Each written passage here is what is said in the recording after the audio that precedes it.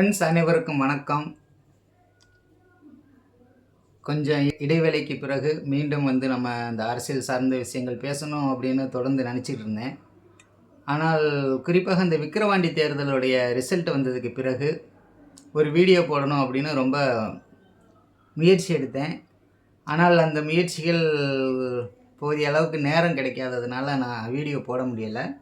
ரெண்டாவது, உங்கள்கிட்டையும் நம்ம பேசக்கூடிய அரசியல் வீடியோ என்பது யூடியூப்காரங்களே கொண்டு வந்து உங்கள்கிட்ட காட்ட மாட்டேங்கிறாங்க. சஜஸ்டட் வீடியோவில் போக மாட்டேங்குது, ரெக்கமெண்டட்லேயும் போக மாட்டேங்குது.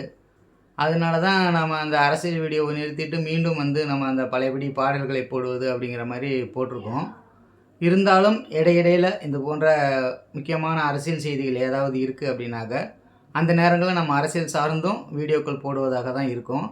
அந்த வகையில் இன்றைக்கி நாம் பார்க்க போகிற விஷயம் ரொம்ப காலதாமதமாக எந்த ஒரு பேச்சு இல்லாமல் முடிந்து போன ஒரு சம்பவத்தை தான் நம்ம பேச போகிறோம்.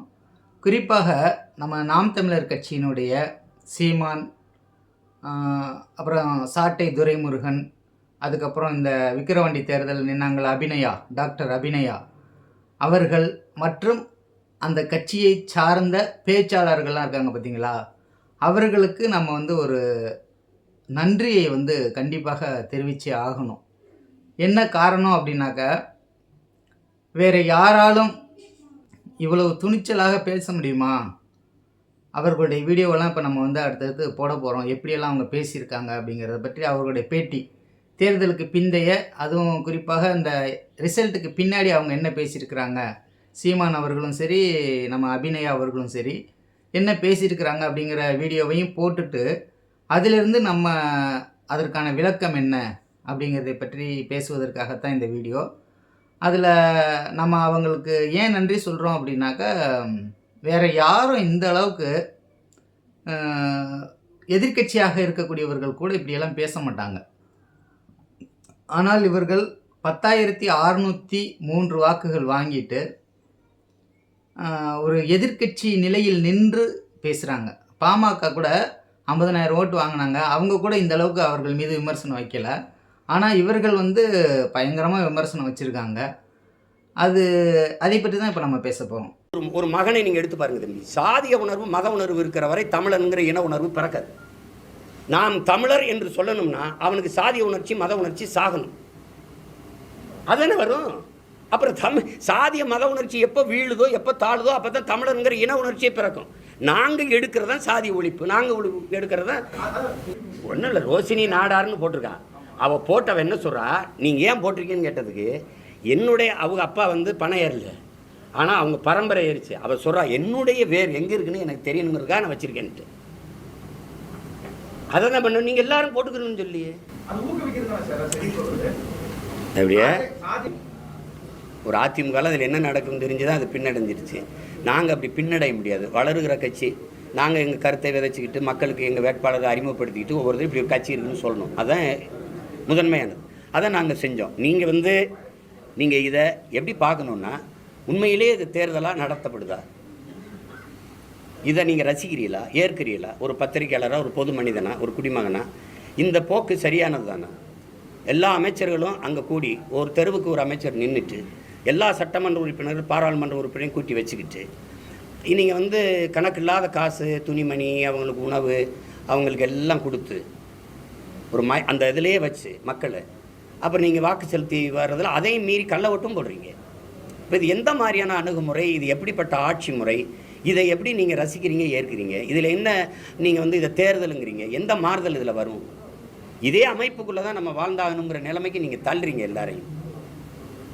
அப்போ நீங்கள் இதை மாற்றுறதுக்கு என்ன வழின்னு நீங்கள் யோசிக்க மாட்டீங்க. புதிதாக ஒரு ஆற்றல் வந்தால் அதை சிதைக்கிறதுக்கு, அதை ஒழிக்கிறதுக்கு தான் நீங்கள் காசு கொடுக்காம இந்த பிள்ளைகள் போராடுறாங்க அப்படின்னு ஒரு குறிப்பு கூட கிடையாது.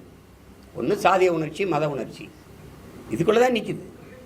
அதிகபட்சமாக காசு, அதான் சாதி, மதம், சாராயம், பணம், சாப்பாடு. இதுதானே இங்கே நீண்ட காலமாக இந்த கட்சிகளின் அரசியல் கோட்பாடாக இருக்குது. இதில் என்ன மாற்றத்தை நீங்கள் பார்த்துட்டீங்க? அதில் முதல்ல சீமான் பேசும்போது அவருடைய பேட்டியில் என்ன சொல்கிறாரு அப்படின்னாக்கா, சாதியை ஒழித்தால் மட்டும்தான் இன உணர்வு பிறக்கும். சாதியை ஒழிக்காமல் இன உணர்வை உருவாக்க முடியாது. அப்படிங்கும் பொழுது நாங்கள் சாதியை நாங்கள் வளர்க்குறோம் அப்படின்னு நீங்கள் எப்படி சொல்கிறீங்க அப்படின்னு கேள்வி கேட்குறாரு. இப்போ சாதி ரீதியாக இந்தியா முழுமைக்குமே ஒரு பயங்கரமான பிளவு இருக்குது, ஏற்ற தாழ்வுகள் இருக்குது. இவனுக்கு இவன் அடிமை என்ற ஒரு சனாதன கோட்பாட்டோட தான் ஒட்டுமொத்த இந்தியாவும் இருக்குது. ஏற்கனவே அப்படி தான் இருக்குது. அதிலிருந்து ஒரு விதிவிலக்காக ஒரு சில மாற்றங்களோட விதிவிலக்காக தமிழகம் மட்டும்தான் இருக்குது. அதற்கு காரணம் வந்து பெரியாருக்கு முன்பு இருந்த தலைவர்களும் அவருக்கு பின்பு வந்த ஒரு சில தலைவர்களும் இப்படி ஒரு சூழலை தமிழகத்தில் உருவாக்கியிருக்காங்க. அதனால தான் இங்கே சாதி ரீதியான அடக்குமுறை என்பதும் ஒடுக்குமுறை என்பதும் மற்ற மாநிலங்களோடு ஒப்பிடும் பொழுது குறைவாக இருக்குது. அதே போல் மூட நம்பிக்கைகள் என்பதும் குறைவாக இருந்தது. இப்போ அது அதிகரிச்சுக்கிட்டு இருக்கு. ஆனால் ஏற்கனவே பெரியார் இருக்கிற வரைக்கும் அது கொஞ்சம் கொஞ்சமாக குறைவாகி அது பின்னோக்கி போயிட்டு இருந்துச்சு. இப்போ மீண்டும் முன்னோக்கி வந்து விட்டது.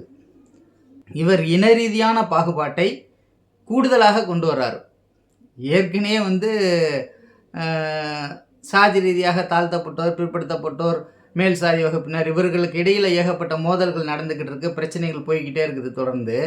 அது போதாது என்று இன ரீதியாக இவன் வந்து தமிழன், இவன் தெலுங்கன், இவன் கன்னடன், இவன் கேரளன், இவன் வடக்கன் அப்படின்னு சொல்லிட்டு இன ரீதியான ஒரு பிரிவினையை உருவாக்கி அதன் மூலமாக மோதலை உருவாக்கக்கூடிய வேலைகளை தான் நீங்கள் செய்கிறீங்க.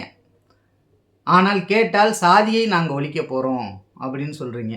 இது கேட்பதற்கு கேனத்தனமாக இருக்கா இல்லையா? நீ இனமாக சேர்த்த அப்படின்னாக்கா சாதி எப்படி ஒழியும்? வாய்ப்புகளே கிடையாது. ஏன்னா ஒரு பாகுபாட்டை ஒழித்து விட்டு மற்றொரு பாகுபாட்டை உள்ள நுழைக்கிறது தான் இது. ஏன்னா இங்கே சாதி ரீதியாக பெருசாக எதுவும் செய்ய முடியலை அப்படிங்கிறதுனால இன ரீதியாக ஏதாவது ஒரு பிரிவினை ஏற்படுத்திடணும் அப்படிங்கிற வகையில் தான் இந்த சீமான் அவர்களுடைய பேச்சு என்பது இருக்கே தவிர மற்றபடி இவர்களால் சாதியும் ஒழிக்க முடியாது, இனத்தையும் ஒன்றிணைக்க முடியாது, ஆட்சி அதிகாரத்தையும் கைப்பற்ற முடியாதுங்கிறது ஒரு விஷயம். அடுத்ததாக இந்த தேர்தல் வந்து உண்மையான தேர்தலாக நடந்துச்சா? ஊரில் இருக்கக்கூடிய அனைத்து எம்பிக்களும் ஒவ்வொரு ஊரை குத்தகைக்கு எடுத்துக்கிட்டு அவர்களுக்கு லட்டில் வந்து மூக்குத்தி வச்சு கொடுக்கறது, பணம் கொடுக்கறது, பிரியாணி கொடுக்கறது, சாராயம் கொடுக்கறது, சில இடங்களில் கஞ்சாவெல்லாம் கொடுத்ததாக அபிநய் அவர்கள் வந்து சொல்கிறாங்க. ஒரு இடத்துல கஞ்சாவெல்லாம் வந்து விநியோகிச்சிருக்காங்க அப்படின்னு சொல்கிறாங்க. அப்போ இவ்வளவு தூரம் விநியோகிக்கும் பொழுது இந்த தேர்தல் முறை என்பதே ஒரு ஜனநாயகத்திலிருந்து இந்த நாடு வெளியேறிவிட்டது அப்படின்னு சொல்கிறாங்க. மக்களாட்சியிலிருந்து இந்த நாடு வெளியேறிவிட்டது அப்படிங்கிறத வந்து அபிநய் அவர்களும் சொல்கிறாங்க, சீமான் அவர்களும் சொல்கிறாங்க. இதை இந்த தேர்தலில் மட்டும்தான் இவங்க பார்க்குறாங்களா?